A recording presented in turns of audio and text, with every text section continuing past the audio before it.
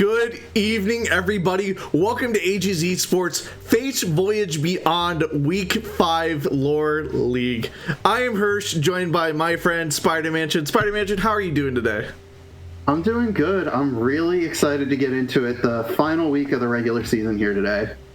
Yeah, I'm super excited here. As you said, it's the final week, so teams need to pull out all the stops in order to qualify for playoffs. If they don't bring their A game today, Spider Mansion, they're not going to make it.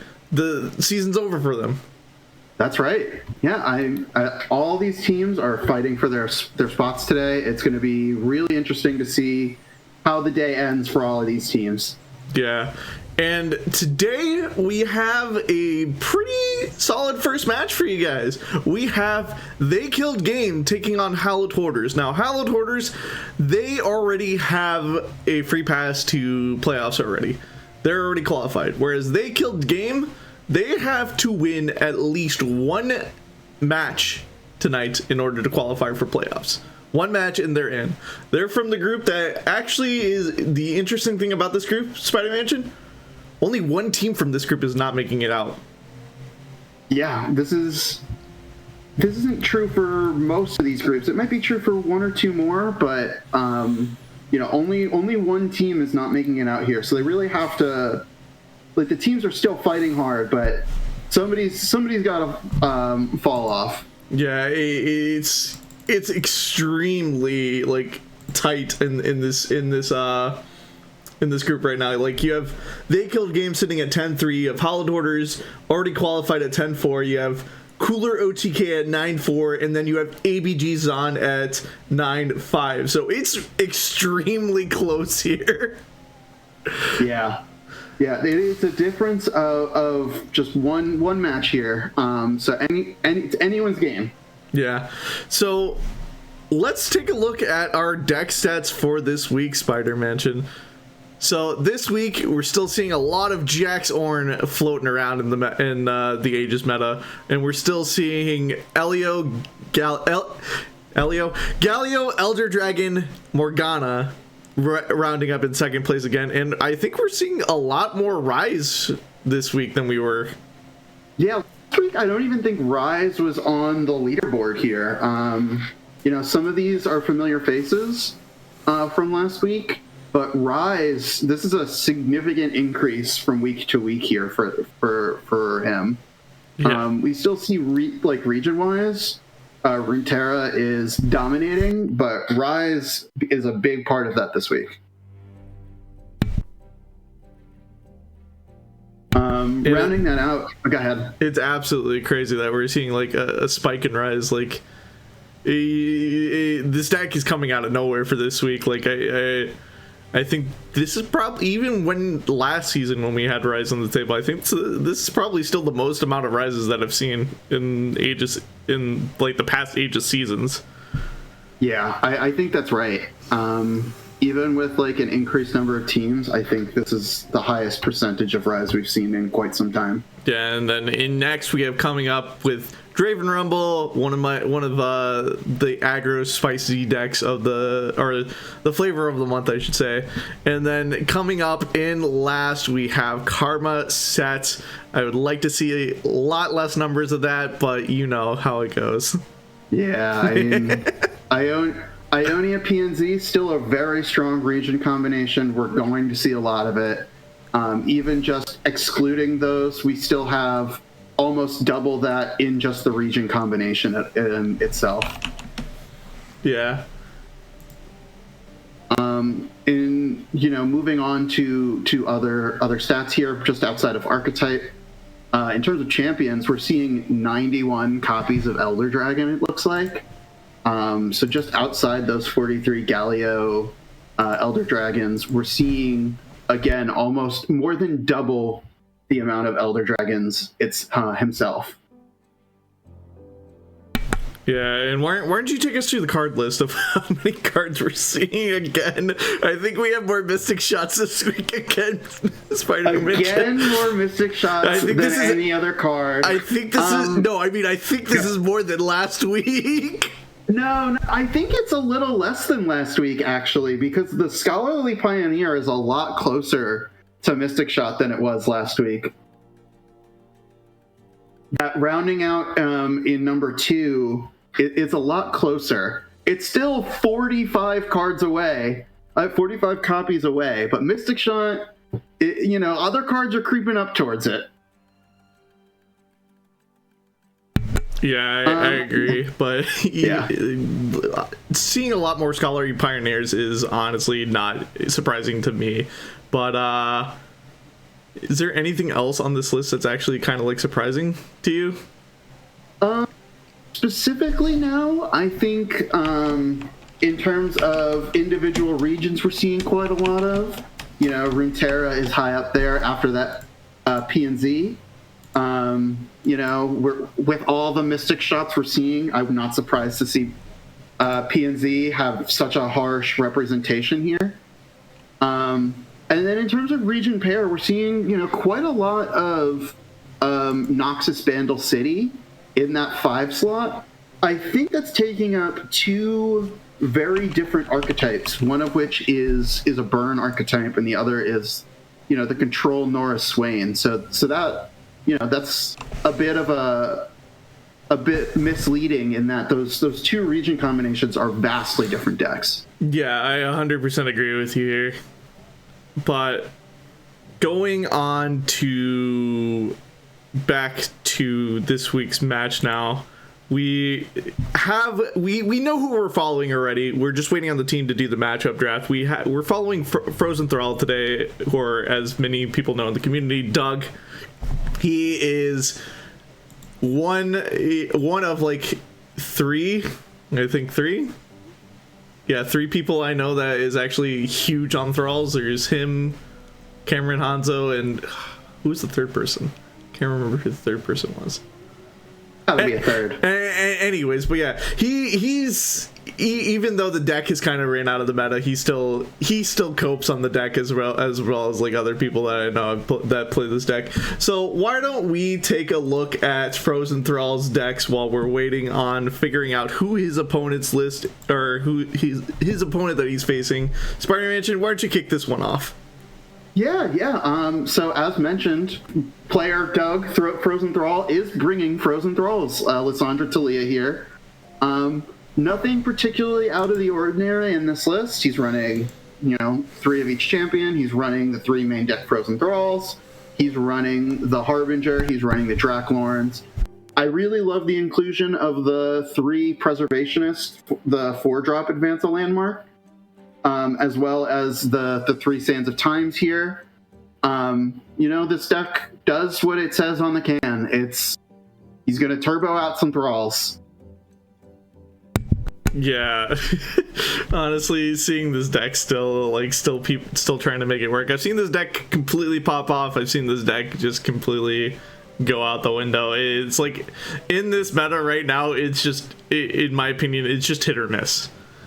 Absolutely, and I love his dedication to it. I love that, despite the meta, he wanted to bring it anyway. He's top cut like many seasonals with Thralls, hasn't he? Yeah, I mean, he has. Like, this is his deck. He knows what he's doing. Yeah. And moving on to the second deck, we have Elder Dragon Elise, a new deck that's kind of popped up in like these past couple of weeks. We have basically your Shadow Isle Slay package here. Spirit Leash, Blighted Caretaker, slayable units like your Fading Icon generating prey, Curse Keeper just to generate another unit. Wings of the Wave just to have either backup support for blockers or having just a 1-mana 3/3 on the board. We have Arbiter of the Peak, which has been kind of being seen in a lot of Elder Dragon decks lately, just being able to target units and reducing its cost just to be able to play a cheap unit and still get the Elder Dragon boon on top of that. Same thing for Scuttlegeist as well. And all to wrap it up with a They Who Endure, just to be able to slay units on the board, just to build up a big unit and finish off the game with Atrocity if you're not finishing it off with They Who Endure.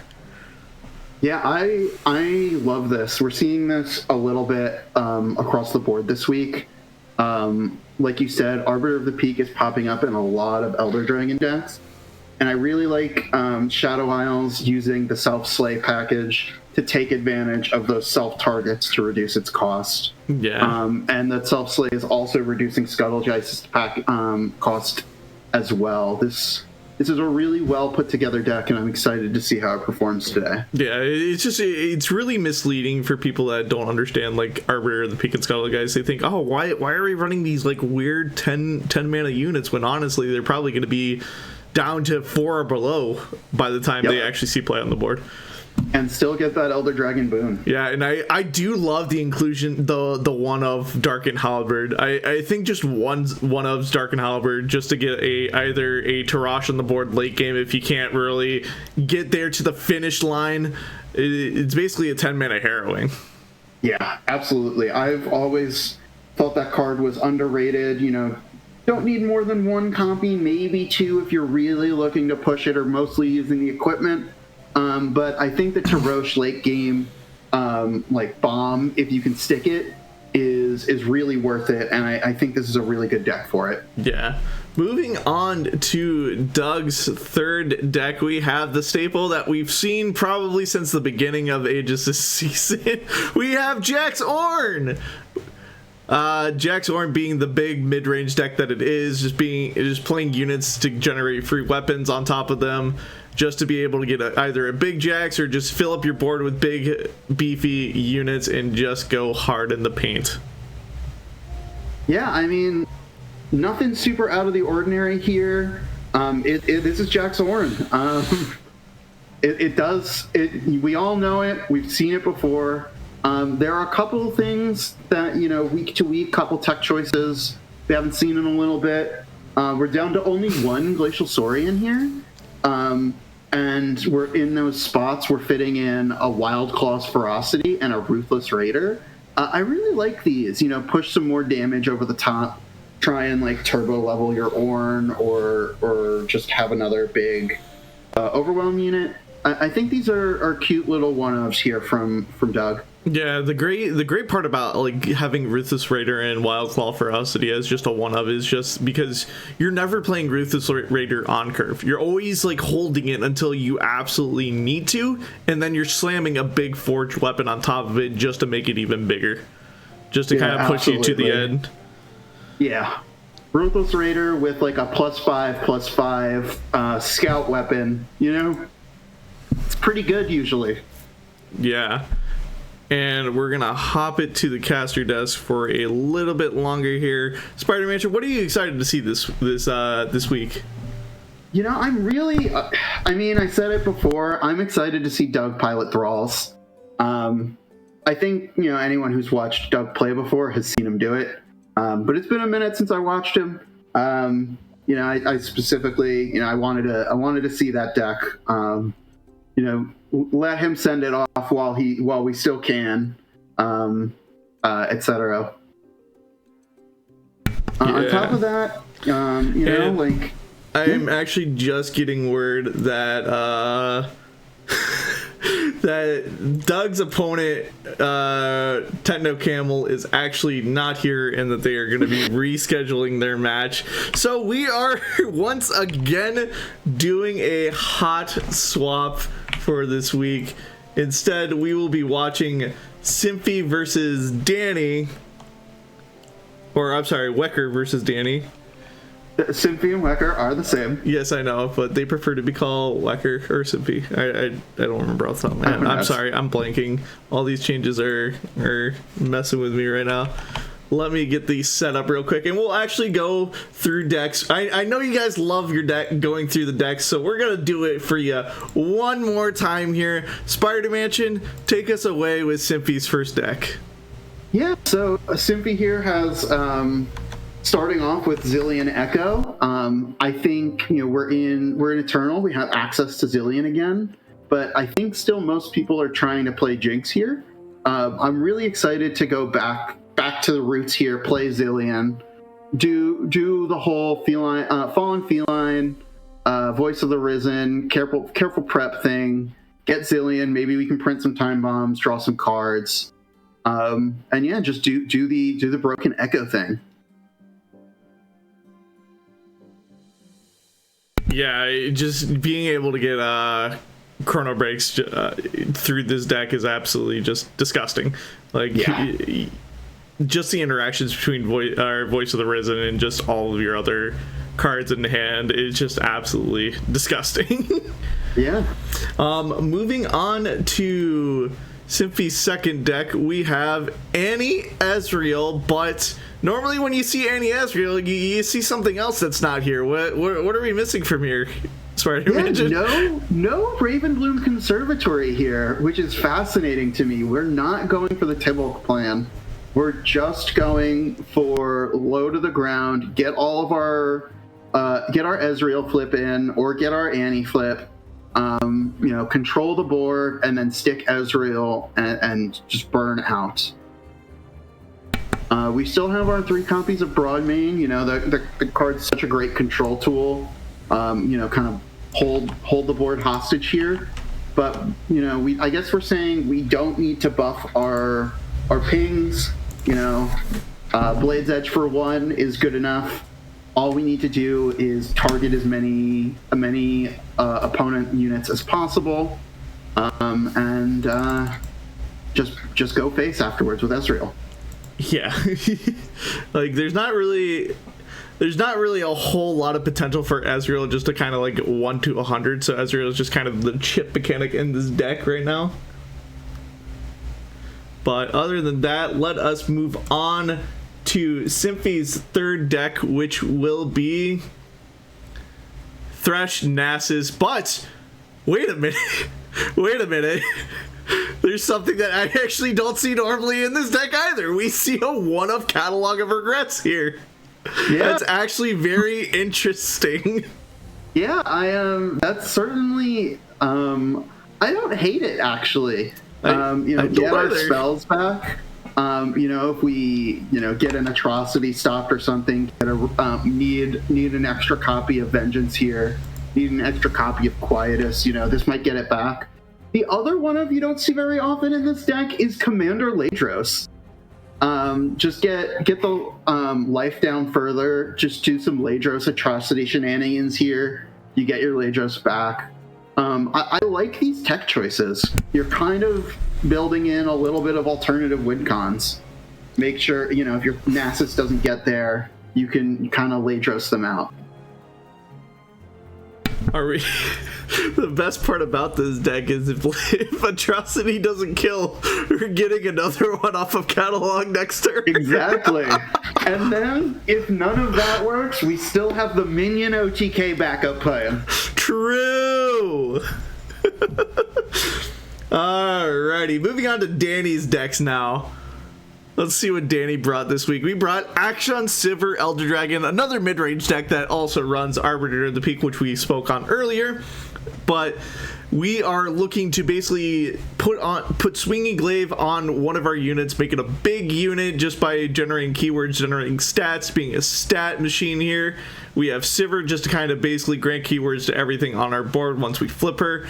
And then we just have Elder Dragon just for the boons for Jay. I can't even pronounce the other name. I'm just going to say Jay. We have Jay here, and we have Incisive Tactician for the extra rally. So this is honestly a card that I think is underrated in a lot of the Elder Dragon decks. What do you think, Spider-Mansion? Yeah. Love this inclusion. We saw a little bit of Akshan Sivir Elder Dragon last week, and I was staring at the screen and saying, this deck doesn't rally. The thing that Akshan Sivir of old did was it put you in a lumped board state and then Golden Aegis you, and just ran you over at the end. This doesn't have access to Golden Aegis. So making up for that with this Incisive Tactician, Rally on a Stick, I really like that. Rally on a stick, you say? Rally on a stick. Yeah, and we generate so much value with this Incisive Tactician just because we have so many units that are able to get the reputation stacks that are required just to reduce its cost. Yeah, absolutely. Sivir already on board. But just a Merciless Hunter with plus Shapestone, or Merciless Hunter plus like a Lucky Find, or Merciless Hunter plus a Darkened Bloodletters, all get us there. And then once we start getting into our 6+ units, they're all activating reputation here. Yeah, I think this is really, really clever of an include here. I 100% agree with you. Moving on to Danny's next deck, we have Lux Udyr. Why don't you take this one away, Spider Mansion? I'd love to. This is not a deck I've seen before, actually. This is building into the Udyr package. We're getting we've got our Vulpine Wanderer, we've got our Shaman's Call, we've got so we're looking to get our stance swaps off. We're also just looking to do some board block things with Lux. Shaman's Call, 6 cost spell. We have it the back-to-backs. And then we've got other, 6 cost spell activators like Mage Seeker, Investigator. And then we've got the top end of Lord Eldred to kind of just close out the board. Lock our Nexus, toughen up our Nexus, toughen up our units, get them even bigger. And then maybe just, push over the top with this Mammoth Shaman, a big Udyr, or just any big stanced unit. Yeah, I 100% agree. This deck is kind of, it's a little insane. I feel like we could have included some of the other Mage Seeker cards, I can't remember the name of it. It's the 3/2 that gains Challenger. I feel like that gains a lot of value in just trying to get to this late game that we want to get to. Yeah, that's definitely true. We could have definitely included that. There are definitely there are places I could have seen cuts for to fit that in. But with the spell count, I do like the inclusion of this Lux here too. Don't want to go down on spells, so just only including the Mage Seeker, Investigator. I could see where that comes from. Yeah, for sure. And moving on to Danny's final deck, we have a deck that I haven't seen in a very, very long time. We have Ari Bard, Spider Mansion. Basically, we're playing our cheap units on the board, generating chimes as much as possible, making our big units, and then Ari to just kind of round out the entirety of the deck. Just basically recalling these units and recycling our chimes, basically to flip Ari and basically generate these big elusive units later on into the game. We have Prancing Sea Spirits, which generates an ephemeral copy of itself when summoned. So getting chimes on that early on and stacking it up later onto the game is really huge. And then one inclusion that I have not seen in this deck at all really is Trusty Adenir. Yeah, I really like that inclusion. It's just summon an extra unit on board here, go a little bit wider. I think that's a really, really good add here. I think this is, we haven't seen, like you said, we haven't seen this deck in a while, but it got some new toys. I think there's good reason to try and play this here. Yeah, I 100% agree. Now that we're all squared away with our matches tonight, let's go on to one of my favorite parts of the night, Spider Mansion, is predictions. Let's look at what we predicted this week. We have basically one odd man out here. We have Red predicting Hollowed Hoarders, while everybody else is predicting They Killed Game to win this set. Yeah, that's what it looks like to me, I may be a little bit biased as a TKG member myself, but I do think they know what they're doing. I think they came in prepared, and frankly, they need this win more. Like you said, they need this. They need to win today in order to qualify for playoffs. So, I think they're going to be able to pull it out. Yeah, they have basically 2 chances to get this free win. They get a bye in their second set, and if they don't win this one, then they still have one more chance by playing against OTK. So they got a little bit of a safety net to play with here, Spider Mansion. That's true, but you really don't want it to fall to the last match of the day. Absolutely. Now let's move on to the matchup phase of the night. What do we think is going to get banned here, Spider Mansion? I could go one of 2 ways here. From Simpy Wekar's side here. You could just ban the Elder Dragon deck, just say, this is the most real deck here. I don't really, the others may be just kind of doing their own thing, and I can just kind of do my thing against them and win. So that could be an option here. Or you could just go like, say that you don't want to play into Ionia, or you don't want to play into this like tough generator in the Freljord Demacia here. So I could see Wekar banning anything here. In terms of what Danny wants to ban, that's also kind of tough. My guess is Annie Ezreal. I think all of Danny's decks are very board based and just feed Ezreal really hard. So that it seems to me like Danny would not want to feed into that as much as he can. Alrighty, let us check how you did on ban predictions, Spider Mansion. First off, we see Danny's Elder Dragon Akshan Sivir deck get taken away. And on the side of Danny will be, or not on the side of Danny, on the side of Symphy, we will be seeing the hold. Annie Ezreal deck getting banned. All right. We got him. Yeah. So now comes another favorite part of mine. I know everybody I say this every time, and I'm going to say it till the end of time.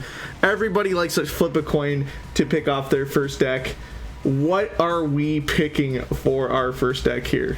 I'm not that person that likes to flip the coin. I like to play this strategically and figure out what to get.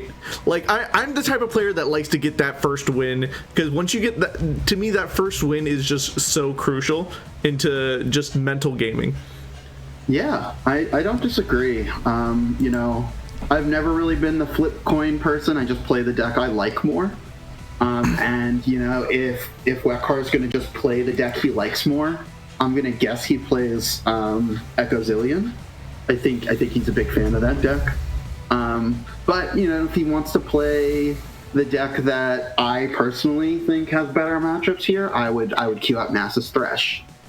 In terms of Danny, Ari Bard is historically like a played deck, while this Lux Udyr is kind of new and novel.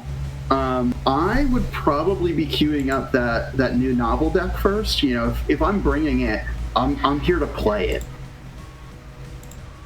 Yeah, I honestly think that, just the way that this Lux Udyr deck looks, I think it might actually have some good matchups, even though we haven't even seen it. Yeah, absolutely. And we are going into Nasus Thresh versus Lux Udyr to start us off. Yeah. So we'll actually get to see this deck finally in action, see how well it does. Right off the top, we have Udyr, Gentleman's Duel, Mage Seeker Investigator, and Blade-Bound Berserker. Honestly, I don't think that's a bad hand. A really solid starting hand. And with the Omen Hawk off the top, we're really off to the races here. Yeah, 100%. That Blade-Bound Berserker with our stances is going to make things huge. Wait, is there a reason we just didn't play this Omen Hawk on one? What? Like, if That's a great question. If you're an Omen Hawk deck, you're just supposed to play Omen. Even if you have Omen Hawk, you just play Omen Hawk on one. I don't know. We're playing it on two. I guess we said we don't want it to hit. There are units we don't want it to hit. Let's see them. But I don't know. Yeah, that's very odd. Yeah, I like this aggressive Rite of Calling here. I believe we know that Danny is not playing single combat here, so we know it's not getting blown out by anything. Mm-hmm. So I like that, and I love this attack in as well. West does not want to block with the 3-1. It's a really bad trade, so I think that's the right call. Yeah, I wholeheartedly agree with you. We're seeing Danny just pass. Probably wants to save mana for a 6-cost spell, but it's not really doing much. Just 6-cost spell on 4 here man. doesn't really help. I don't know. This is absolutely kind of crazy on the side of Simpy. Like, drawing into double Nasses, it kind of felt bad at first. Then we drew into Thresh, and then just being able to just draw even more just removal spells to kind of shape out this hand a lot better. Like, Simpy's hand was looking a bit clunky after that second Nassus, but now it's kind of shaping out to a really decent hand right now. Yeah, we've got 2 Nassus and 2 Thresh. This Thresh is really going to start, gaining speed. And, we've got this double stance swap in hand for next turn. But, it's going to get, like, this Udyr's going to probably get blown up by this, this Vengeance next turn. Yeah, like, it's... Now that I'm actually seeing this play out now, it's actually going to be really awkward. Just because we have just so much removal in hand with double Vengeance. Yep, we've got the double Vengeance. Or technically we can have 3 Vengeances. We can, Or yeah. actually, no, I'm sorry, 4 Vengeance. Well, no, because yes and no, right? It's only if we let it stick around a little bit longer, which I doubt we do. I do love this swing in. We can blow up, in response to this, we can Gentleman's Duel the Thresh here and get another stance swap back. Udyr says when I strike, gain a stance swap, right? Yes. And if you have a stance swap in hand, already reduce its cost. Yeah, so this gets a stance swap. It will be doubled, and that second Udyr in hand is now leveled. Jeez. It will be blown out by the second Vengeance we know is in hand, but we do have a leveled Udyr and a Shaman's Call off the top to get this, this big Berserker even bigger.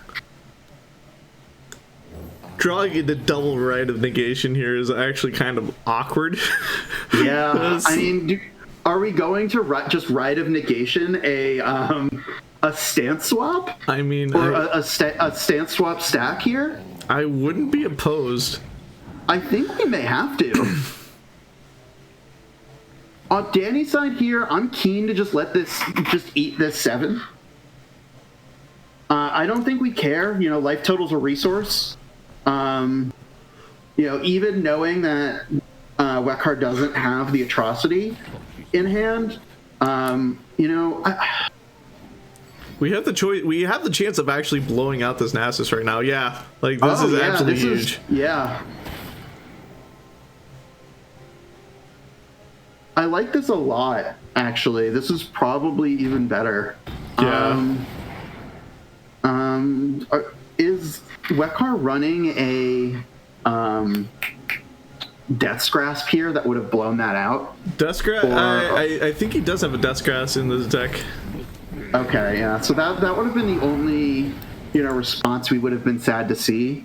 It would have, killed that Udyr here. But I think we're basically okay with that. Are we? No, we actually are going to resolve this. I thought we might have... Yeah, actually playing a Rite of Negation here is kind of anti-tempo. Yeah.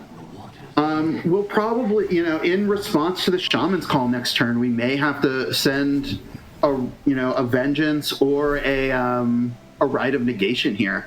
But we've got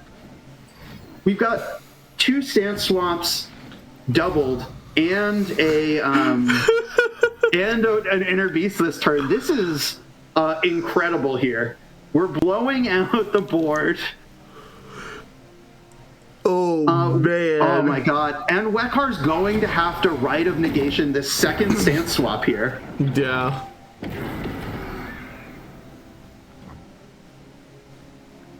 Because it will be doubled. I do like hedging going for the Overwhelm instead of the +2/+2. It's not the... Oh, it's not. It has to target something else. Yeah, it has to target something else. Yeah, so I like withholding. I like withholding the Rite of Negation for something later. Simpy's gonna play Catalog now. Yes, absolutely. So we're gonna. And the only spell he casts this turn is the Vengeance. Is the Vengeance? He's gonna get it back. I told you 3 or 4 Vengeances. I saw into the future. You saw the vision. And third Nasus off the top. So now we just get rid of this 7-8 off the board. No, we 100% rip this. Just get this off the board. We rip it, and seeing Danny's hand, it's not doing all that much. He really needs to find, third Udyr, I guess, is the only thing he's got that's going to do it for him. I think we need to find Lux. Even at this point, Lux is really, it's only okay. Oh, and I do like this detain though. We know that Simpy has Rite of Negations in hand, but Danny can't know that. Yes. Playing around, hoping for that. And there's third Udyr. Oh my god. Oh my goodness. So Nasus has to be pretty big at this point right now, right? Mm-hmm. I do really like this tell. as well. We're pushing 3 damage. We can push even 4 if we'd like. We have lethal in hand, in fact. Oh, we do. Yeah, because we can generate 2 ram stances. Yep.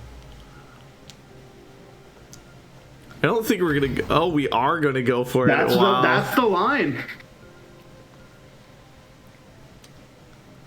So, technically, we still are living just because we have Rite of Negation available to us right now. Yes. Especially too. So we're not done yet. No, and I would guess that that Danny does not go for that last one until we're tapped under Rite of Negation. There's no reason to right now. Yeah. That said, we could also bait it. We could go for this detain here, bait the Rite of Calling, and then try and go for lethal. So here's another issue that we're at right now. So Danny's sitting in a very comfortable position. Like, he doesn't even have to play this ram stance. He can just win just by face damage. Like, next turn, that's true. Next turn, Simpy has to swing this Nasus. But he can't. He can't. He can't swing in. This Udyr is too big. He doesn't have another kill spell. He could try and make this Nasus bigger. This Nasus will have 15 power if he can get this Siphoning Strike off. Yeah. So the Siphoning Strike will. I don't think we care. I don't. No, I don't think on the side of Danny we don't care about this and we're fine with it. No, I mean we definitely go for the detain, right? But if this gets negated, Danny just wins. Yeah. Now we have lethal. Yep. Wait, we're going for second detain. It's face up lethal for Danny. I mean, fair enough. That is fair. Yeah. That was really well played, and I'm really, really excited to see that Udyr deck win a game. Oh, man. Goodness. Like, there's so many ways of lethal at that point. Yeah, wow. Jeez. I told you. See, that deck has literally pretty good matchups right now. Yeah. I predicted it. Yeah, I think that deck is actually pretty strong. I'm very, very impressed. So now we are going to see Bard, Ahri into Echo Zillion. Yeah, I do like switching up here. Trying to get Echo Zillion in. These decks are both kind of gold fishing. It's really just going to be a matter of which one does their thing faster. I mean, we're gold fishing for higher chances to draw, whereas on Echo Zillion, we're gold fishing for 3 cards. Yeah. Whereas we're gold fishing for chimes that could be literally anything. Yep. Oh. I do like keeping this hand. We just don't predict into the Echo. We're just going to have to predict into predicts, though. Which is a bit surprising, but I don't hate keeping the Echo or the Quicksand. Seeing a drop border on 1 is such an explosive opener for this deck. Absolutely. And but again, we're about to start doing Ahri things. Or not, because we're going to take a turn off of our predicts here, which I don't hate. we don't swing until 5. Echo doesn't have to be leveled on 4. I am perfectly okay with this. Like they drop Ari just on turn 2. They have no mana to really protect this Ari. It's a really good call. Yeah. On the other hand, we are punished for not predicting that turn by drawing our best friend Show Me the drop border. But I think it's still okay. I think in the end we're totally content with that. I think if you're Symphie, you have to take that Feral Presence on the left, even though you don't want to. And it looks like, based on the click animation, he did. Wait, you can actually tell predictions off of click animations? Yeah, I believe it hovered. It sparkled a little. You know what? That's like such a tiny detail that I didn't know about. Yeah, I didn't either until I saw it there. That's absolutely crazy. Yep. And we see the Rusticles come out here. So we see the Feral Presence giving the option for another Echo here. I imagine we're going for I don't know why the name of the card is escaping my head right now. The Chronomancer? Not the Chronomancer. No, I would imagine we went for the Chronomancer, right? Because we can play Echo here. He'll be leveled when we play the Chronomancer next turn. He will be, and we don't. So never mind. I have no idea what we went for.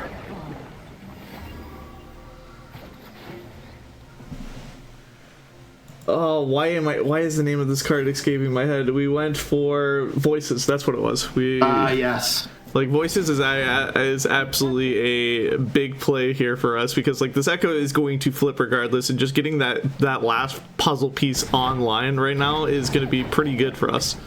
That's true. The problem is he's still not flipping. We do still have to find a predict. We just need one more predict though. Oh, we went for Echo. We're both wrong. He took the second Echo. You know, this is actually all right. We're saying, hey, we can just get the regular time trick here, and if they have removal, you know, that's okay. Wait. There's no damage-based removal or hard removal in Danny's deck, other than what, a Cosmic Binding or 2.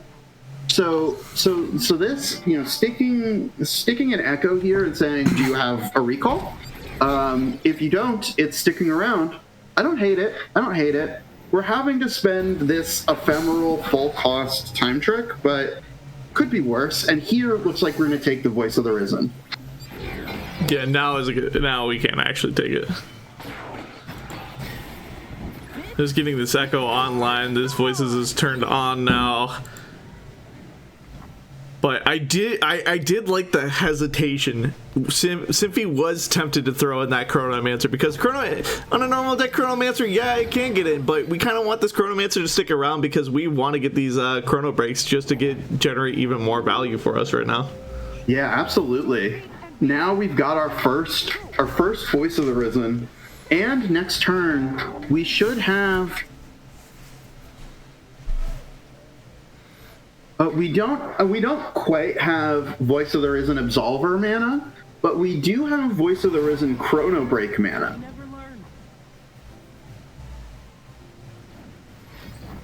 So the fact that Symphie is throwing this Echo under a bus right now is giving away so much information to Danny that he probably either had a combat trick or he has a second Echo in hand. Yeah, I think it's really revealing. We managed to keep our Echo alive with that Absolver here, but it seems to me that Wekar really wanted to dig for a Chrono Break and was willing to sacrifice this first Echo for it. Oh, we went for Rite of Negation. I would have assumed that we wanted to just keep digging and just get the Chronomancer. Yeah, I don't know. I think here we probably just replay. Or just, open attack is also pretty good. Yeah, it's actually not a bad idea, but we do see the Cosmic Binding in hand, going to attempt to get this Echo off the board, but it's going to be met by a Rite of Negation right after that Spider Mansion. Yeah, absolutely. I think this was the right call from Danny. Just try and get this out, but this Rite of Negation predict is huge here. We're getting our hit if we hit Chrono Break here, it's just a huge blowout. We win the game on the spot.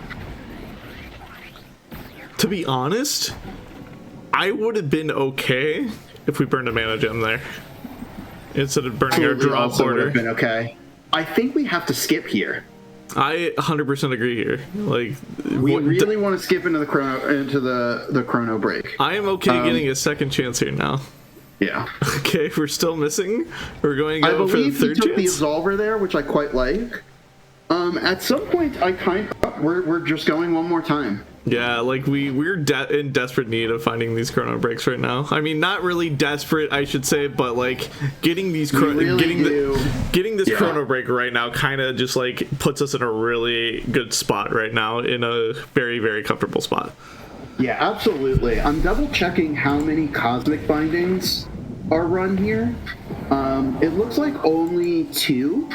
If we don't want to play around the second one, we're actually in a spot where I might cast this Echo spell at some point, just to dig a little bit further and put a Parallel Convergence in the deck. Oh man, Symphy has dug so many times, and he still hasn't found a Chrono Break yet. Yeah, it's really heartbreaking. So we're in a very awkward position right now, Spider-Man. We could play Voice of the Risens. It's not really going to do much for this against this Bard right now. Danny's giving us another look. Why aren't we throwing away the Echo? I mean, I understand. No, I actually don't understand. Why are we not throwing the Echo back? Why are we not taxing more mana out of Symphy? And is the best possible move. That said, it has damage on it. Into second Cosmic Binding, we can actually kill this Echo currently. Yeah. If we recalled it, we couldn't. That said, I think it's a bigger tempo loss for Wekar to bounce that. Of course, it can't, because the Maker says recall a unit with less power than me.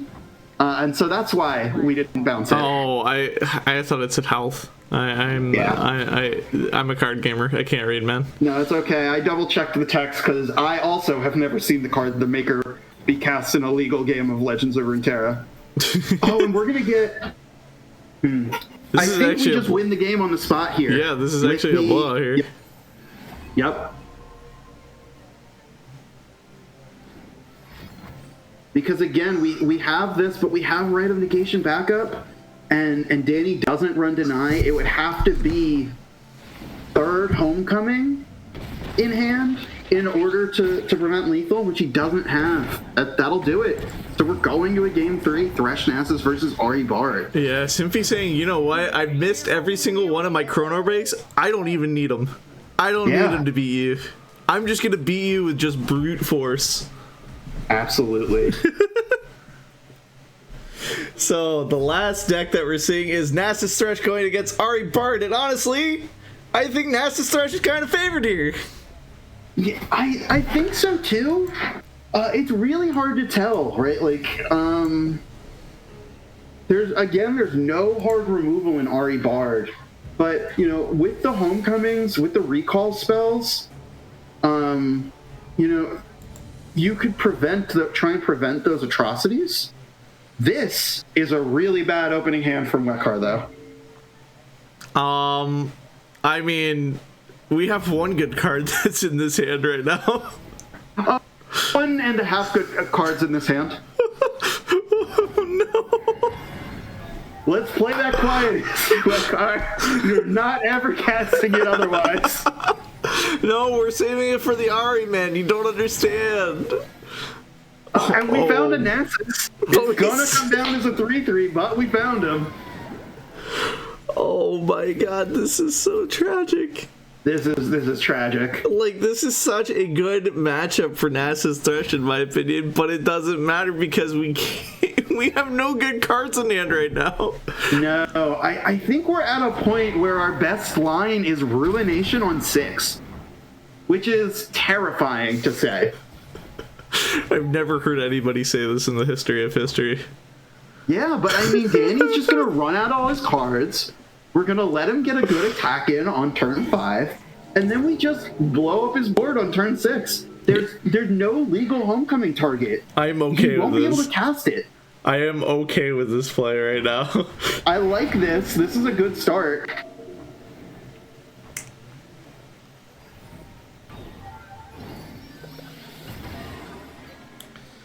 Oh man, this is This is tragic. this is rough. This is so rough. Yeah, I definitely don't want to vengeance anything this turn, but we're going to get three wide, 4 wide, perhaps. So I think Danny's kind of disrespecting the fact that there's a possible ruination in hand right now. Yeah, absolutely. The open pass is very bold because if you're Danny, you just snap take it. So we're pushing 6 damage here. Yeah, on an open, we're open attacking. Yeah. This is so... This is tragic. Oh my goodness. No, I think we just take the 6 damage. I think it's quiet. I like quiet as the 0-2. If he develops a unit that matters, we can ruinate after. Yeah, we're 100% committed to we 100% committed to the line that we're playing Ruination, so we have to just we have to basically force our the end round. Oh my goodness! Now we can't even Ruination without being sad. This 5/5 Nasus comes down. It's going to push some damage, but there's 2 elusives on board. We know there's 2 more elusives in hand. Okay. We're now in business. We can do some things now. Whether or not it's too late, that's yet to be decided. Oh my god. The fact that this maker... So yes, this Glimpse Beyond blows this out. However, there are triple homecomings in hand.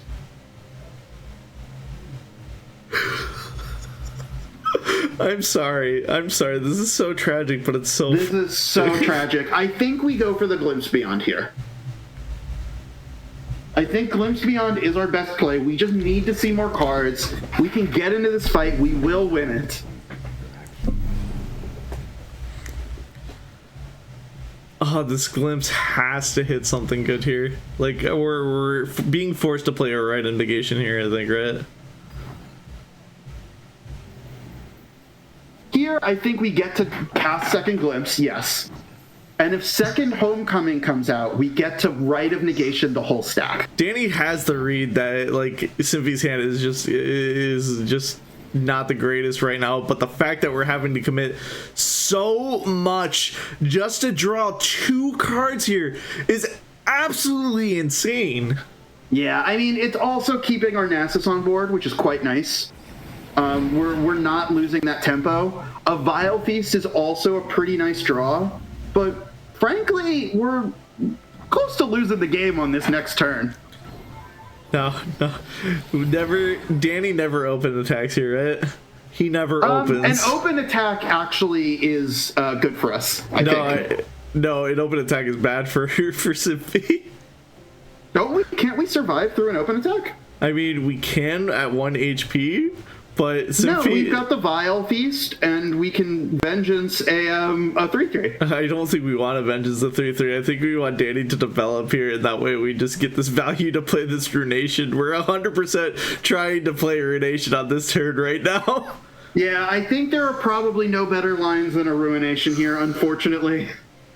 A Develop into Ruination is probably... there we go! Yep. Develop into Ruination, however... How big is that Windsinger in hand? You have to rip it here. We didn't rip it? Oh, wait, no. We still have an action. Yeah, you have to rip it. Symphy's debating, we can't win if we don't rip the Ruination. Yes! This Ruination is so good for us as long as this... I don't know how big this sign-in is. I don't think the Windseeker is that big either. But if this sign-in is not... 7 damage, we are sailing smooth for the rest of this game, Spider Mansion. Yeah. We're sailing, but I don't know how smooth. I think we're pretty. We are at 3. But we need to find another Nasus, or else we're not pushing much. We have second Nasus, and we have Thresh.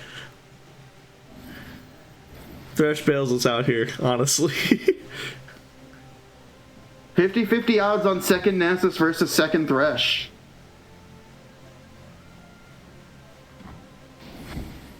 Oh, and it's second Thresh. That's actually kind of tragic. That's really not great. Oh, man. Danny's just in a spot where he says, like, you're at 8 mana, do something. I'm not. Yeah, I don't need to do anything I right agree now. with the line. Yep, and this will recall. Oh boy. We probably play out the minion in response. I mean, we kind of have to right now, but like Danny is now in a position to where he can just develop Trusty Adenir and kind of just open for lethal now. I think we have to pass to play around Trusty Adenir, because now I think we're dead. Yeah, this is lethal. This is 100% This lethal. is lethal. Wow. Actually, wait. Hold the phone. No, it's lethal. No? No. Oh, wait, yes, it is. Yes, it is. We can't math.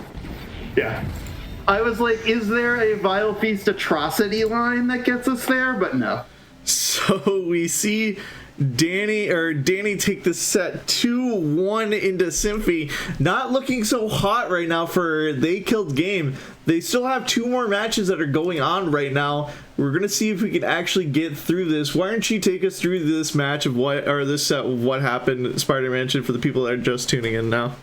Yeah, we saw a very, very interesting Lux Udyr deck with the Berserker, the new Berserker, take down game 1. Beating that Nasus Thresh. Then in game 2, Symphy switched out, brought out the Zillion Echo, and was able to take down Ari Bard. But in game 3, Nasus Thresh couldn't get there. Ari Bard took the win, giving Danny the set win here. Yeah, and just a quick update here on the side of Frozen Thrall versus Techno Camel. They actually did end up playing out later on. Frozen Thrall took that match 2-1 against Techno Camel. I'm trying to see if the other match is still going on at the moment, so bear with me here. And we will see how Igloo Foo is going on in his match right now.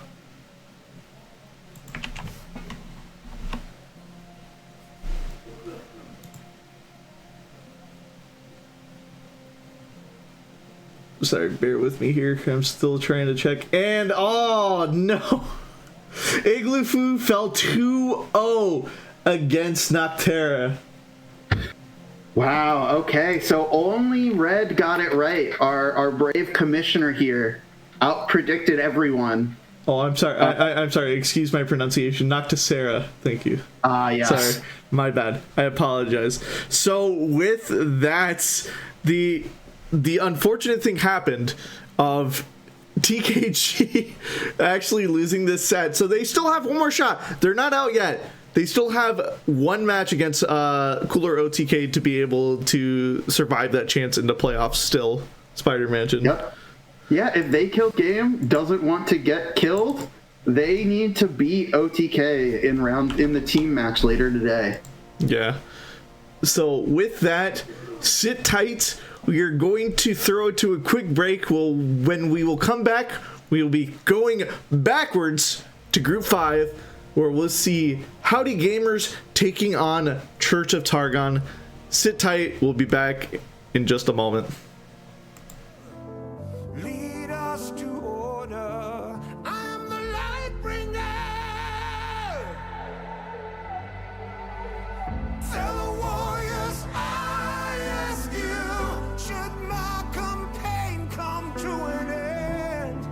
There's way more to avenge. Oh, 15 minutes.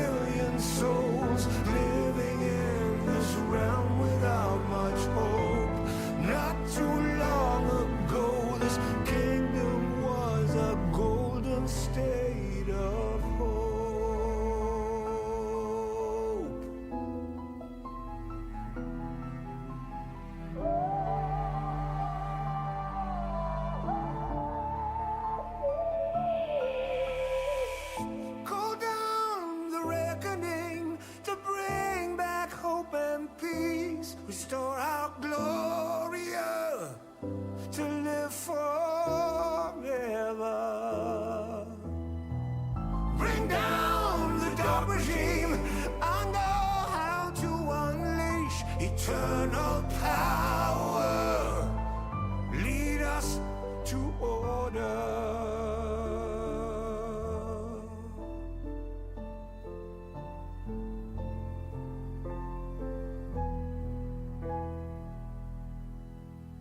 I am the light bringer.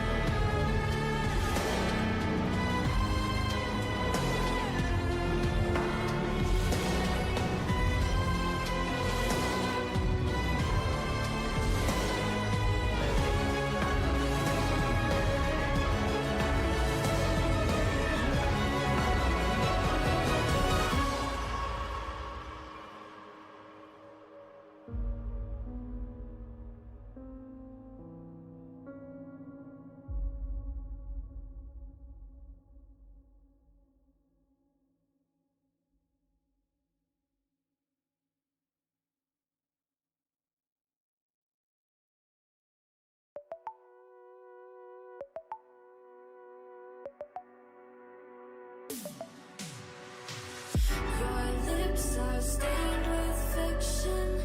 You always have your reasons, and I spill you rotten. Your hands are sealed in pockets. You fill them with. Welcome back, everybody, to Week 5 Aegis Esports LoR Fates Voyage Beyond. We are in the second round. I'm still Hirsch. I'm still joined by Spider Mansion. I need to get used to pointing in the right direction. Spider Mansion, how are you still doing? I'm still doing good. You know, I'm bummed my teammates couldn't get there. They still got one more round to lock it up. Yeah. So right now we are going to be streaming Howdy Gamers versus Chip. The sad thing is Howdy Gamers had to basically 3-0 this week in order to qualify for playoffs, but the sad thing is they lost their first round, so they are out of contention for playoffs. But Church of Targon is locked for playoffs right now, so Church of Targon still has a chance, I believe. I gotta look at the standings again real quick. Church of Targon, they can still have a chance of swinging into first place if Breaking Bandle and Cult of S lose their matches as well this week. So right. they still have that going for them right now. So right now we will be following Skathis versus, I can't even pronounce his new name, Gustav Mahler. I believe that's right. AKA Walkabout. AKA Walkabouts. You are right, Spider Mansion. So I'm excited to get right into this match. So why don't we throw it to the decks? Hold on one second. We will throw it to the decks. We'll look at Skathis' match first. We have Skathis bringing Teemo Tristana Nar right now. Why don't you take us through this deck? Yeah. This is, the classic Tristana atrocity. We've got the Bandle Gunners top end here, and then all the multi-region units. We've got Aloof Travelers, we've got Wandering Shepherd, we've got the Minion, the Grandfather Fae, we've got the Bandle City Mayor to make more as well, and then we've got some nice Shadow Isles control tools with the Death's Grasps and the Vengeances, and then we've got our beautiful, incredible Bandle City ping spells in Pie Toss and Pokestick, plus the one of Buster Shot, the Tristana spell, which really can help us, clear some other units out. Yeah, just basically a different iteration of like the. What was it? It was 3 Tristana decks. We had the Noxus version, we had the Demacia version, and we had the Shadow Isle version. Basically all doing the same exact thing, just in different ways. They're still coming to the same point of building up a big board or a big unit just to be able to win the game. Yeah, I mean, this deck itself, like this specific iteration of the deck is the deck that finally got Atrocity nerfed just before rotation last year. This is the deck in the meta that had Atrocity go to slow speed. Yeah. So now that we're in Eternal, it hasn't really popped back up much in previous Eternal seasons. But I like bringing it out here. Yeah, and moving on to Skathis' second deck, we have Aphelios Victor, another deck that has been showing up a lot lately. We have the burn version of this deck. Yeah, this is the burn version, whereas we're seeing a lot more draw in this deck right now with Augmented Clockling, Aloof Travelers, which is a tech I haven't seen in this deck at all yet. We have some Dredgers, the Android just to get big elusive unit, and just Victor and Aphelios just to kind of round out this deck.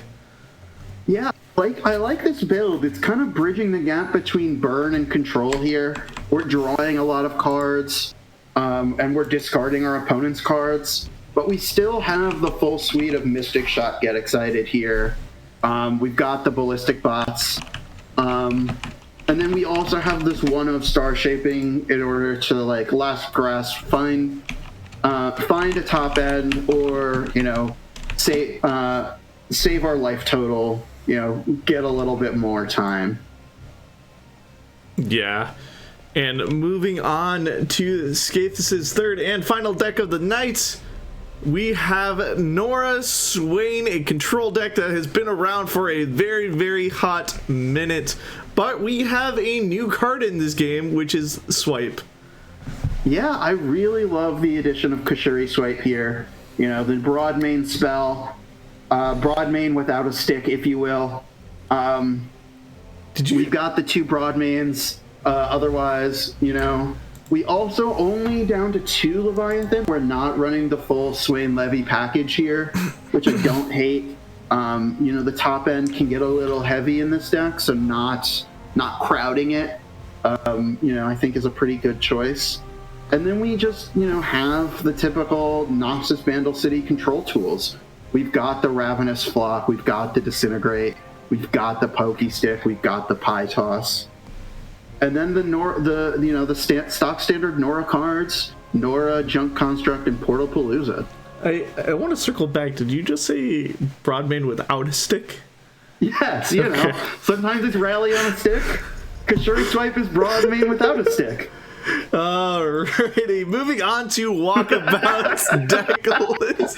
Oh man, look at that beautiful logo. Who made that? I wonder. Whoever they did, they're very, very talented. I just want to say that. Yeah, I know Red's always done a great job with logos. Oh my god. Oh, you took me blowing smoke, and then you just like threw it away. Thank you, Spider Mansion.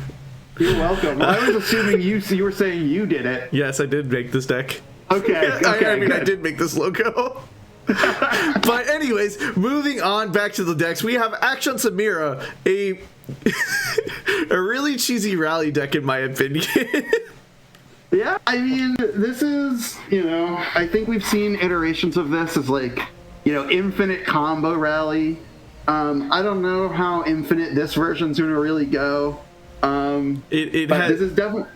It has its potential, but after the Samira nerfs, I don't know how infinite it's really gonna go, honestly. Yeah, that's kind of what I'm thinking. I've not seen this go that infinite since the Samira nerfs. She did get rebuffed to be Plunder now, yes? Yes, she did get rebuffed to be Plundered. So, you know, I don't think that impacts this deck much, other than that it reverts Flare back to 1 cost, I believe. So that may help Samira level 2 a little bit to go infinite, but we'll see. This deck is doing, you know, typical Samira auction things.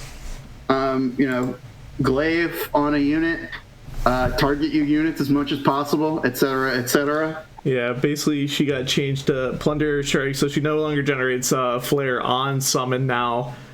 She only generates it off strike or plunder, or if you plundered. But yeah, so those changes were really, really rough for her. Yeah, I think it's a fair change, but we'll see how it impacts this deck. We'll see how it goes. The cool thing about this deck is that we're an Allegiance package. So if we whiff Allegiance, we know what our next card is. That's true. Moving on to the next deck, we have Fizz Riven, another staple, back from the Papercraft days, back from the days where we ran 9x Papercraft Dragon decks. Oh, how I miss those days so much. Oh yeah, it was a lovely time back when we were running 9 copies of Papercraft. No one was miserable. Everyone loved the Spell Shield keyword. It was so much fun. I was happy with it. I loved it. I love friendship. Friendship is you great. love friendship? I love friendship. Good. You know, I love your friendship too, Hirsch. You know what? We're making friends in lore right now. So basically what this deck is wanting to do is basically slap Papercraft Dragon on either Riven or Fizz and just build a big unit and just go hard in the paint, as I like to say. Moving on to Walkabout's third and final deck, though, we have Draven Rumble. Why don't you take this one away, Spider Mansion? Yeah.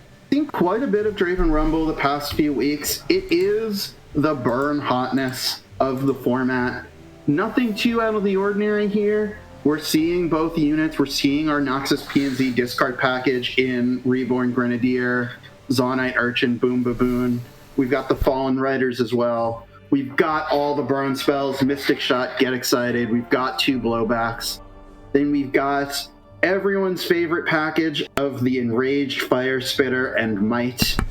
And then the one of survival skills, blow out some damage-based removal, keep your Draven or your Rumble safe, and just push damage on board.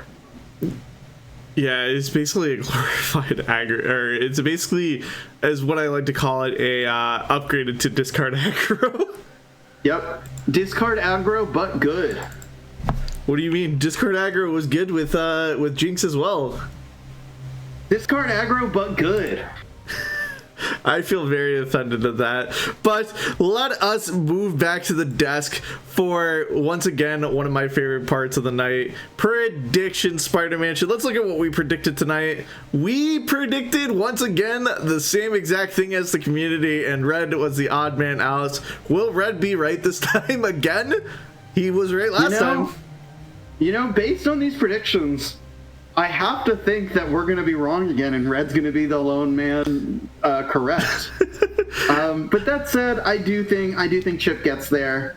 I think their decks are quite well built. I think they're already locked up for playoffs as well. So yeah, this is I think they get there. All this rides on Chip. It's basically, well, it rides on both teams right now. It basically rides on who is still going to give it their all. I think Chip still has a lot to fight for right now, just because they have a chance to play for first and skip next week and just go straight into the bracket phase of the playoffs. But we will see shortly. Let us throw it into the ban phase. What are we predicting for bans? That is a great question. My gut instinct is that Skathis may want to ban Draven Rumble. I think Rumble's spell shield. No, maybe we ban Fizz. I think we might be really weak into Fizz the card himself. Yes, like all of our cards are basically removal based, and if Fizz is just able to run amok into the game, he can honestly just take over. Yeah, I was going to present that argument for Rumble's spell shield, but at least we can pop spell shield. You can't pop Riven. I think you have to ban Riven. Yeah, I 100% agree. And with that, we see the ban come out, and it is going to be Riven Fizz with the ban. And on the side of Skathis, we're honestly kind of afraid of this whole entire lineup. I think like this whole entire lineup counters up. So I honestly think that this band is kind of a toss up. It's like, what do we want to for sure not lose to? And we're not for sure losing to Teemo, Tristana, Gnar. Yeah, I think I like that choice. My gut instinct was to ban the Nora Swain because the removal package is the strongest there. But I like the ban. I think, like you said, it was a bit of a toss-up. Yeah, I 100% agree. Now comes the second part of the day. What deck are we queuing up first? I think if you're walkabout, you want to get your burn in. Just burn them out from 15. Queue up that Draven Rumble. And if you're Skathis, you probably queue up the best counter you have to it. You don't have units. I kill your units. Nora Swain. You know what? So Skathis just DM'd me. He wants me to flame him on cast real quick, so I'm gonna put him on blast for a hot second. I'm gonna sidetrack real quick. So story time while we wait for these guys to start up their game real quick. So for those of you that don't know, Skathis lives in Australia. He was originally a US-based citizen, but now he's in Australia. And I'm in America. I'm in Michigan. Basically he was DMing me like at like 6 o'clock in the morning, and shocker for some people, including Spider-Man, I have arachnophobia, which means I'm afraid of spiders. And this man did not know. So all of a sudden I wake up at like 6 o'clock in the morning to just random spiders that he said he found on the road. And in Australia, those spiders are fucking massive. They're scary as shit. So me waking up in the morning, that wasn't cool, man. That's me flaming you now. They're big enough to own a spider mansion down there. Honestly, they are. They 100% are. They have terrifying creatures in Australia. Yeah. And back on track. We are in game 1 right now. We have Akshan Samira into Nora Swain. Jeez. Wow. I'm just losing my mind today. I got there and eventually. we I top decked the struggled. Nora for turn 2. We got it. Whereas from Walkabout man. side, you know, we don't have our auction on 2. We did just predict into it, but we're behind a turn. It's not the end of the world, but it's not what you want. Yeah, 100%. And seeing this pie toss, like, there is absolutely no reason. Well, actually, Skathis is just going to take the pass. What? You're eating this damage early on? Why are we? I feel like hitting pie toss right now is like kind of huge. Probably true. We may be a little slightly more afraid of this Dark Enthrall being re-equipped later. But I don't disagree. I think here we probably just find our landmark destruction. Yeah, Explorer's Excavation is absolutely mad. And we take the destruction instead, which I don't hate either. I think it's reasonable to say, hey, we're never stopping this auction landmark. Let's just get the equipment blown up. But you are stopping this action landmark. Like we remove action, or Yeah. we blow up the landmark. It's off token. We just take action off the board. What's wrong I with don't that? disagree. I think because of that as well, I probably would have gone for the flock instead of the instead of the pie toss. Just make sure it's gone. Yeah. Yeah, this is actually Obviously, kind of nice. it's one more point of damage for Swain, but I think we could have saved that pie toss for something we less want to protect. Yeah, 100%. And we're gonna see the Golden Ambassador come out. Not gonna whiff. We don't have Samira on top of our deck, luckily. And he hits the second auction, which we, that's could be expected here. So this action is now a 4/4, so it's gonna be extremely difficult to deal with now. Yeah. And we just go for the Portapalooza, get some board jam, and we don't hit anything. It's okay, we hit it next time. Yeah. Absolutely. We don't need these portals right this second. Like, we have all the time in the world to hit them. Like right now, and see? we drew into Swain. We've got a 3/2 dragon here. I don't need rules to know good from bad. So here it's definitely going to be difficult to remove this auction. Yes, it is 100% hard to remove this action. So, do we fish here and play aloof? Or do we just try to pull out our portals? I think we probably go for a Portapalooza. I don't think there's anything we really want to discard from Walkabout. Like, we see the hand, right? But Yeah, it's just getting hand information here, and we draw all of our portals here. We do. Okay, and we get the they top deck a grappling hook and it gets out. Honestly, That was probably one of the better hits. yeah, this Dawn Speaker is absolutely huge. Yeah, agreed. So we get basically a full board clear here, but it's going to be met by a Shape Stone. This action is now going to flip.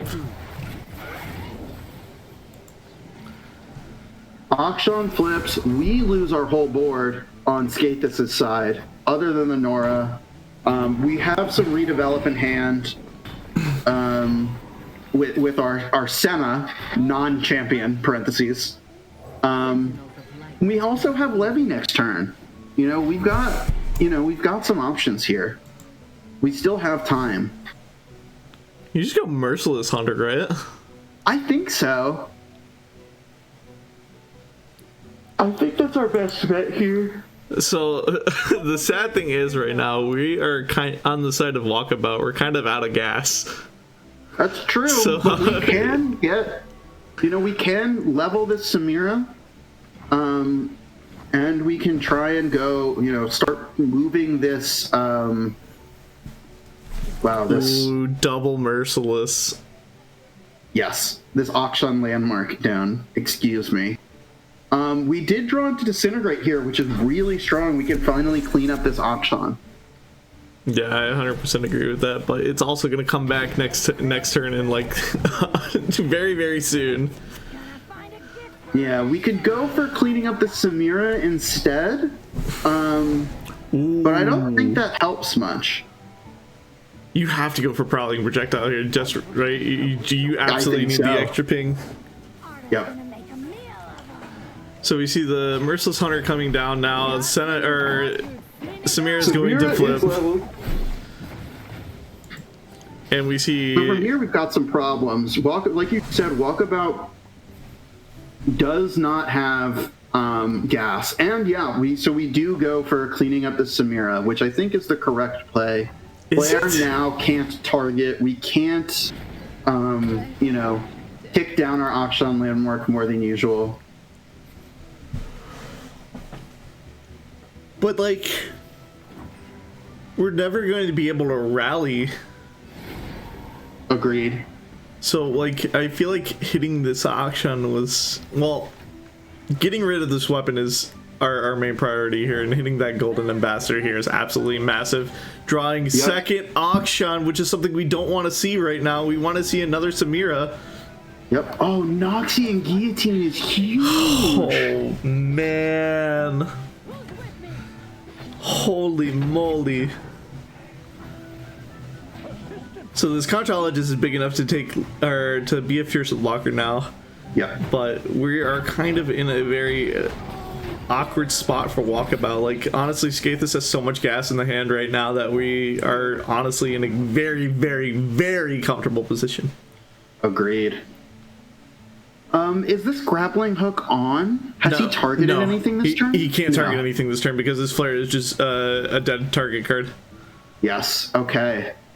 Can't target again, and we can just... We can draw another Swain if we'd like as well. Yeah, here. I really, really like playing this slow. I would have really liked to see a Levy, honestly, if we played this turn. And oh my god, this Nora is leveled. Yep, we have a leveled Nora. We know that there's no quicksand in hand. He can't do anything about this Nora.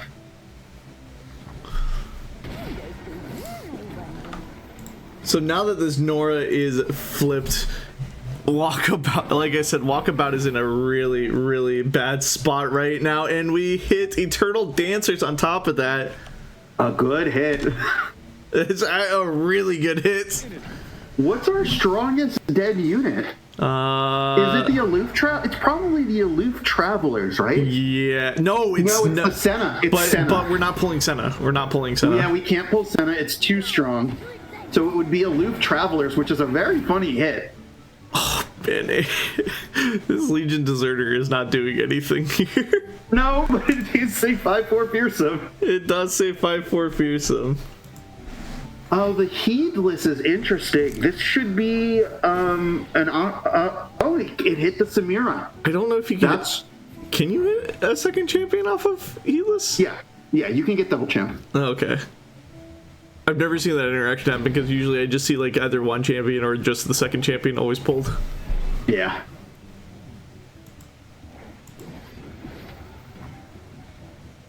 Walkabout's starting to get some gas in the hand right now. Yeah. Here I'd actually be interested in playing this Aloof Travelers. It gives you a lot of hand information. It and really the does. most expensive card that could possibly be there is the Rite of Negation. Yeah. Wait, why are we doing... Oh, we're doing this to get another flare, but, like, isn't it better to do this on the auction? Just so we can regenerate our temple? I think we'd rather... Yes, I think we would rather do it on the auction. I don't think it matters. We're not rallying this turn, no matter what.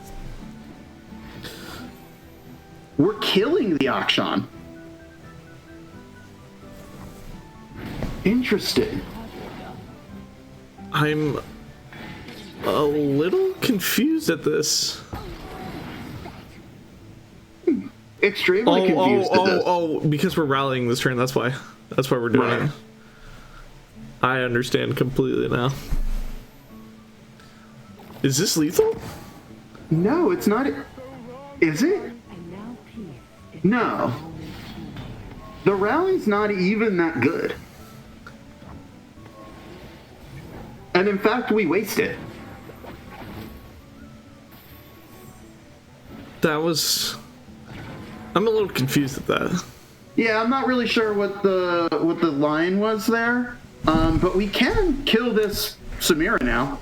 And we drew a prize fight, which is very funny. I think the funny thing is that we drew a prefect. Oh my god, yes, a prefect is so good here. Like, our deck is so good into prefect. We have 4 procs of prefect right now in hand. I'm sorry, By 5. the use of emotes, Walkabout seems to agree. I definitely like starting with the flock on this Samira. I think from here, we're in a really, Walkabout's in a really rough position. 100%.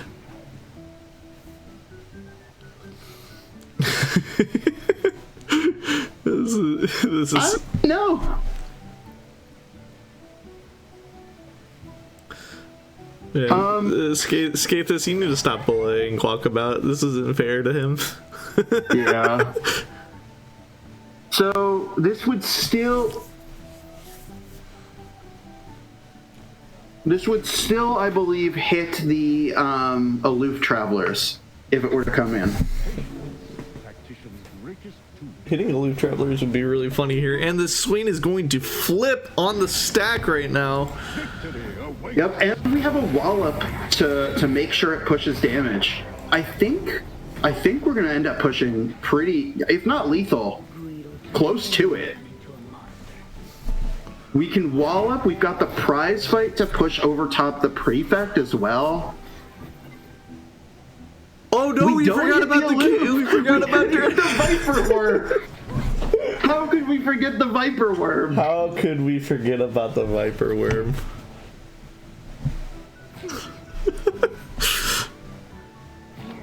That's actually really funny. Yeah, so we wall up here in front of the... Huh.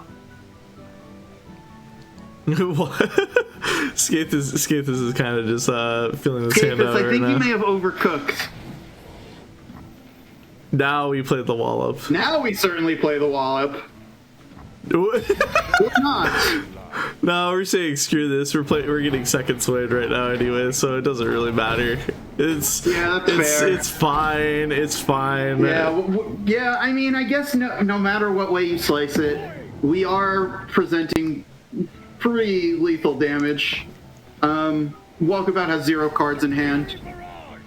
There aren't many top decks that get us out of this situation. We develop Swain. It's pretty much over. We can even take most of this damage if we'd like. Yeah. Skate this. Stop, man. Stop, man.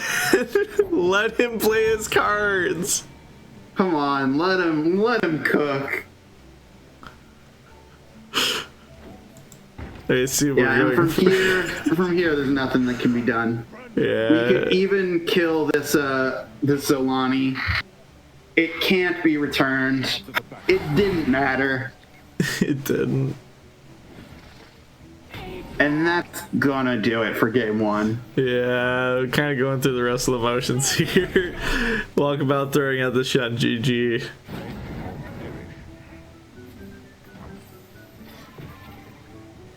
And we get another Viper Worm. It's beautiful. So Escape is taking game 1 now in this set. Oh man, that was actually a really good Nora matchup. Yeah, that was a great game there. Yeah, then Nora had some actually really nutty hits. It was just what it hit was kind of illegal, honestly. Yeah, those Nora hits were really good. But moving on to the next match, we will see Aphelios Victor going up against Action Samira once again. Honestly, we have a pretty good curve here on Walkabout's hand. Yeah, this is that's a solid start. Oh, and Glaive on top of that. Like, Yeah, oh, we're cooking. We're actually really cooking now. Skate is got a good hand as well. We've got the mirror. We've got Victor in hand. We've got Goat. We've got a stun as well to, you know, kind of slow up Walkabout's game plan. I don't hate it. And we drew into Aphelios as well. So now if we swing here, we can even... No, now we can't. But we could have activated Nightfall if there was no block. I'm very confused at Walkabout's choices here. He chose to develop Clockling on 1 instead of developing Forsaken Bakai just to push that 2 damage on token. I think that's fair. Now he's actually, you know, he's got the unit out as quickly as possible, which I definitely don't hate either. But, you know, I think I agree with you. The Bakai on 1 may have been a little stronger. I feel like we should have played Vagabond here instead of the Samira right now, because the Samira's not going to be able to swing now because of the Miriam. Yep. I think we wanted to get our landmark ticking. Oh! So we're with the shapestone in hand. I mean, it's still is it good enough? No. Like, well, it's only +1/+1, and then that no. It's not +1/+1. It's +2/+1. Oh, it is +2/+1. There was yeah. The ancient prep is did turn on that shapestone. So this actually does, now that I actually saw that line, that actually does make a lot more sense. And we updrafted back into our gem already. So now we do have a free Nightfall activator, even if we lose this Victor. So what do you think next turn? Do we go for the Neandroid or do we go for the Aphelios? You go for the Aphelios here because this Victor's not getting removed from the board right now, especially. But yeah, we just want to turn on this Aphelios right now. Like, we have our 2 value engines going on right now. There's no reason not to play the Aphelios. I agree. We see Swinging Glaive come out onto the Samira, making it a 4-3. Now going to try to start generating some keywords here, but we have so many answers in hand that it's absolutely insane. I kind of like going Gem Howling Gale here. But then if we want, we could, you know, to buff it up 1 more, if we have to, we could go for the grab a Behold the Infinite, in fact. We could also Pale Cycle. Which I don't hate. It may be stronger. We may want that Hush later. Yeah, I like holding up Hush, Pale Cascade just to draw an extra card. It's not the worst thing to do here. Yeah, it does also shut off basically every attack. Yeah. By presenting a 6/5. We see a Darkened Bloodletter come onto the Clockling, just ticking down this landmark. I assume we're just going to play Golden... Well, not assume, like, our only option is to play Golden Ambassador next turn and just hope we get an auction here just to kind of get our... some sort of value engine going back here. Yep. And here next turn, I believe we'll be able to see the Aphelios come down. Yeah. We also hit a Mystic Shot, which is really nice. You know, clean up something. Combined with that Hush, we can clean up a champion. And we do hit the action off the Golden Ambassador now. It's a 4/4 action now, but this Victor is going to start putting in some work if it's not answered here soon. Yeah.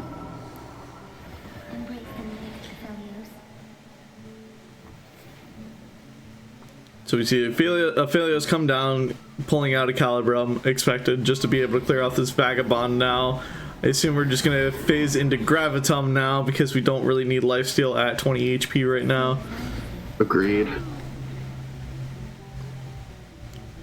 But Walkabout will probably play the Akshan here now just to get this landmark ticking down even faster. Gold or Clockling will go under the bus just to generate another frozen thrall here. Or not frozen thrall, sorry. Darkened Thrall. Darkened thrall. Frozen Darkened Thrall. There's too many thralls. And Akshan will level here. Yes, I think we can anticipate an equip before the open, so, you know, the Gravitum is in hand. You know, Walkabout can see that, so he may decide to open to not play into the stun. But I don't know if that's going to be enough. Especially because we know that Skathis has the Targon Tellstones, can blow out the Akshan either with Hush or with Blessing. Yeah, and this Victor will be also flipping this turn as well, Spider Mansion. Yeah, and now here we saw that he went for this anyway because he drew the second Akshan. That said, we can still blow this out either I guess only with the Hush. Yes. I think the Blessing still technically blows it out because it would put it would be +3/+3, put him to a 14. Wait. Oh, it doesn't. It's not you enough? can't silence the weapon. Yep. Yeah, I think he needed to go for the Blessing, I guess. That's a shame. And we've got a nice spectator bug, everyone's favorite. Oh yes, my favorite indeed. Oh, and with the tough, this is going to be really hard to deal with. Yeah, this actually that play actually was might be a game breaker there. Yeah.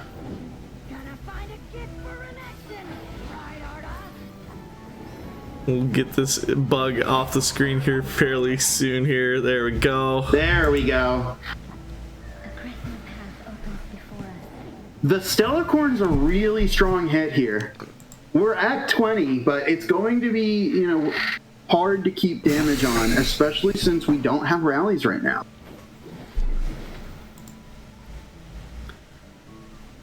So Calibrum coming out to hit this Merciless Hunter now. This Neandroid going to be putting in a lot of work with this Aphelios flipping now. Yep. And I would assume we phased into Gravitum here. We won't get it back in time, but we do have the extra stun in hand, which should help. Yes. It's a double stun, so we can keep Akshan out of combat and keep our Aphelios and our Neandroid alive. I think the correct play from Walkabout is to drag neither of those to the Akshan, so that you have to choose between keeping them both alive or preventing the Akshan hit. Like the Dark Enthrall is going to definitely pull one of them here. There's no reason it won't. Yeah.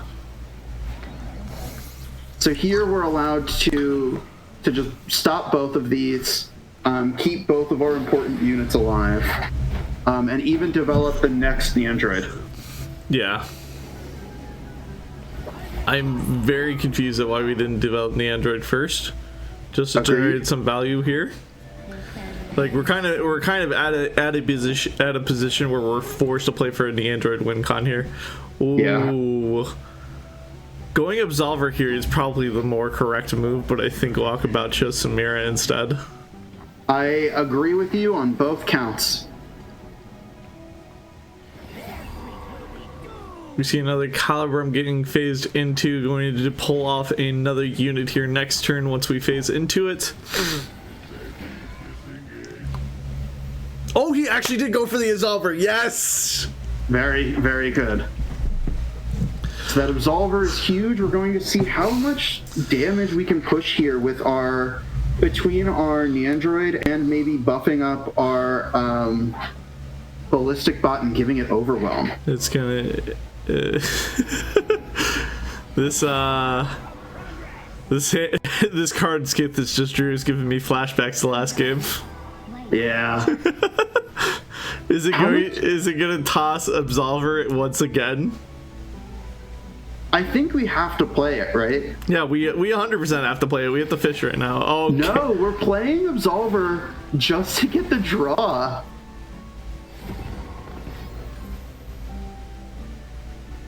Ooh, and a Heedless Resurrection and a Samira! Have we had a champion die yet? I don't think we have. I don't think so. No, we must have had a Samira die because there's a flare in hand. Yes, we did have a Samira die, so we're able to. You'll 100% play the Samira first, and then you get another Samira. We made it. No, because we're going to get rid of this Heedless Resurrection. Oh, unfortunate. We might be able to push lethal damage here. I think Skathis wins this turn. With the second Aphelios draw. 7, 8. We could have put plus 9, 10, 6 on top of the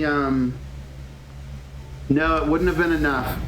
We could have put plus 6 plus 7 onto the first Neandroid by going double Infernum on the Neandroid and then Ignition. Well, yeah, it would have been lethal next turn.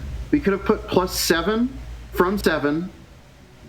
Nope, it would not have been lethal next turn. It's lethal. I'm doing math wrong. It's lethal next turn. Is this lethal next turn now? Yes, it is lethal next turn. You're pushing 15 right now. As long as you play Ignition right now, you're pushing 15. No, you're pushing 16. No, you're pushing 15. If you play Ignition right now, you're pushing 9 plus 5, 14. Yeah, so 15. 15. Yes, Yeah. 15. Yes. And then it's lethal next turn. Yes. Okay. We're doing it. You had me second guessing my math. I thought 9 plus 5 was 16. Numbers. I'm good. I'm doing good. You're doing good. I believe in you. And I think that's just going to do it. Yeah, we have to block.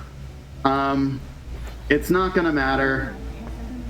Walkabout has to push lethal right here. We just, we just say okay to whatever happens here.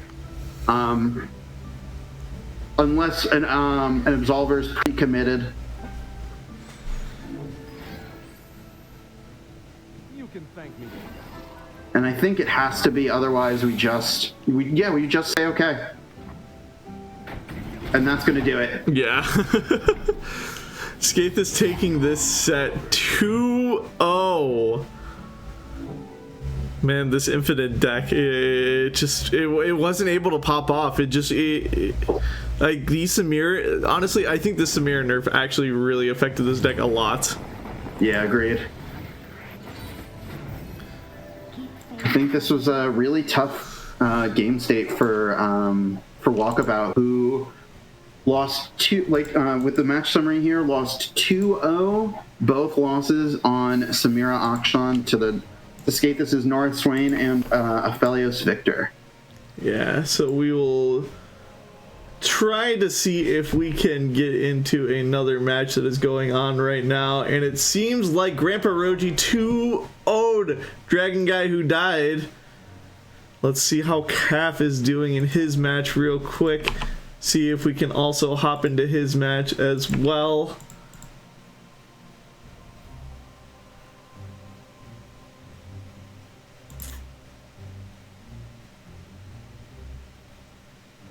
And it seems like Calf lost their match 2-1 to Lizzie. All right, so that's gonna do it for round 2. It sounds like. Yeah, that's gonna end it for round 2. Howdy Gamers falling once again to Chip. Chip basically taking this set now and being that much closer to first place now. Yeah, they still got one more match of the day. They still can lock up that first place spot. Yeah, it's certainly possible. Now for our next set, and our final set of regular season Spider Mansion. Who do we have coming up? We will have ProStorm versus Always Be Gaming Targon for the collaborative set. Yeah. And with that, we are going to throw it to a quick break. Stay with us. We'll be back shortly.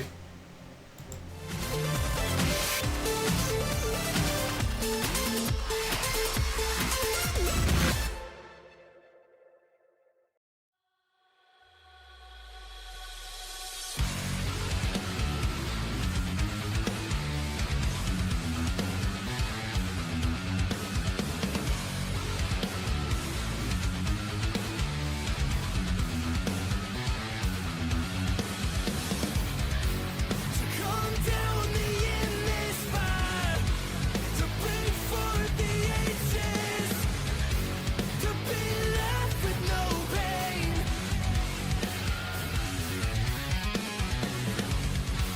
You'll see your vision's eye and give your body to the fire. It's true that you were born to die.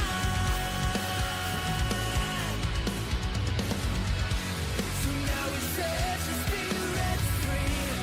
Let the lifeless creep away. For we have come to save you from your pain. So let your voices scream.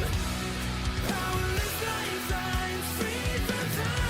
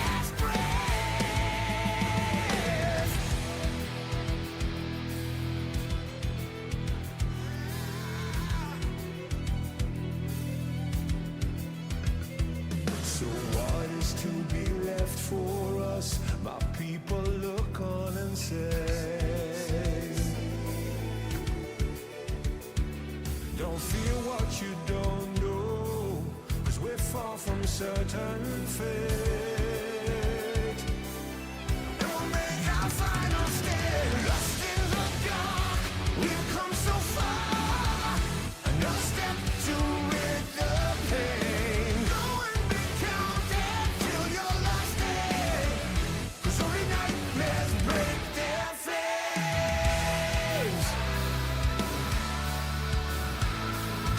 So stand upon these fallen lands.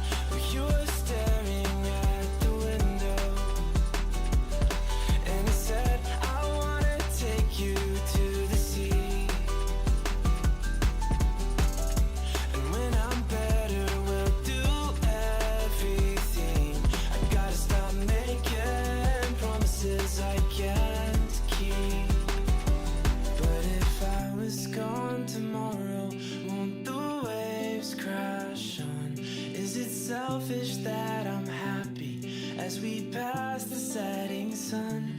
Someday I'll be overcast, but you won't have to cry, 'cause we'll do the greeting while I'm by your side. I said, don't try to make yourself remember, darling.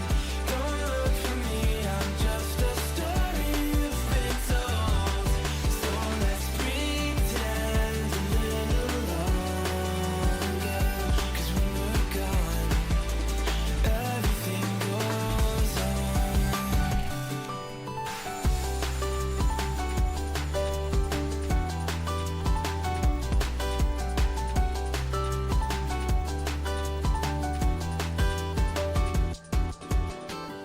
And I'm so scared of getting used to this. All the vines that keep you tethered in your room. Well, someday both of us are leaving here, but for now I'll just bring this seed to you. Will you meet me in the daylight like we did before? Then I felt you on my shoulder and you weren't suffering anymore.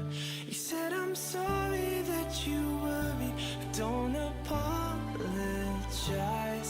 I told you to forget me, but you stayed by my side when I said, don't try to make yourself remember, darling. Don't look for me, I'm just a story you've been told. So let's pretend a little longer, and when we're gone, everything goes on.